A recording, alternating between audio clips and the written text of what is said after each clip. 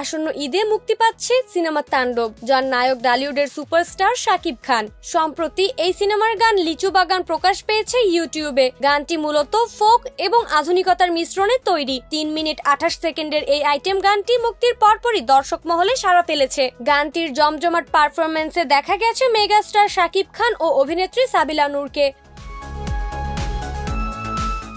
ইউটিউবে প্রকাশিত গানটির শুরুতেই বিয়ের পালকিতে বসে সাবিলা নূর ধরা দেন বোল্ড লুকে। এরপর গান জুড়ে শাকিব সাবিলার রোম্যান্স দর্শকদের নজর কাড়ে। কে দিল পিরিতের বেড়া লিচু বাগানে শিরোনামের এই গানটি গেয়েছেন জনপ্রিয় সঙ্গীত শিল্পী প্রীতম হাসান ও জেফার রহমান। গানটি প্রকাশের পর সামাজিক মাধ্যমে শুরু হয় প্রশংসার জোয়ার। এক দর্শক মন্তব্য করেন, শাকিব খান মানেই সুপারস্টার, সবসময় নতুন কিছু উপহার দেন। আরেকজন লিখেন, পুরো গ্রাম বাংলার ঐতিহ্যবাহী লিরিক্স তুলে এনেছে। অন্যদিকে কিছু সমালোচনাও শুরু হয়েছে, কারণ নির্মাতা রায়হান রাফির আগের সিনেমা তুফানের দুষ্টু কোকিল গানের কোরিওগ্রাফি করেছিলেন ভারতীয় কোরিওগ্রাফার। এবার তাণ্ডবেও ফের ভারতীয় কোরিওগ্রাফি করেছেন। এ নিয়ে শুরু হয় আলোচনা সমালোচনা। অনেকেই প্রশ্ন তুলছে, দেশে এত ভালো ভালো কোরিওগ্রাফার থাকতে ভারতীয় কোরিওগ্রাফার কেন?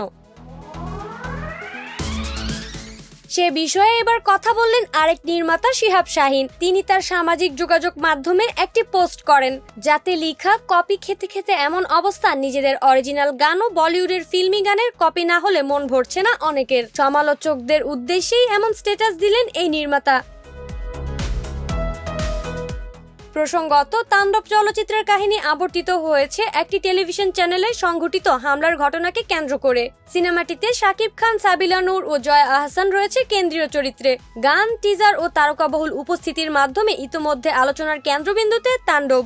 এখন অপেক্ষা ছবি মুক্তির। অন্যদিকে অনেকেই মনে করছেন, শাকিব খান এবার তাণ্ডব সিনেমার মাধ্যমে সিনেমা মহলে ঝড় তুলবেন। এখন দেখার বিষয়, শাকিব খানের আগের সিনেমাগুলোর মতো তাণ্ডবও কি দর্শকদের হৃদয়ে স্থান করে নিতে পারবে কিনা। নাইমি জান্নাত ব্যাপ্তি, শোবিজ 24, ঢাকা।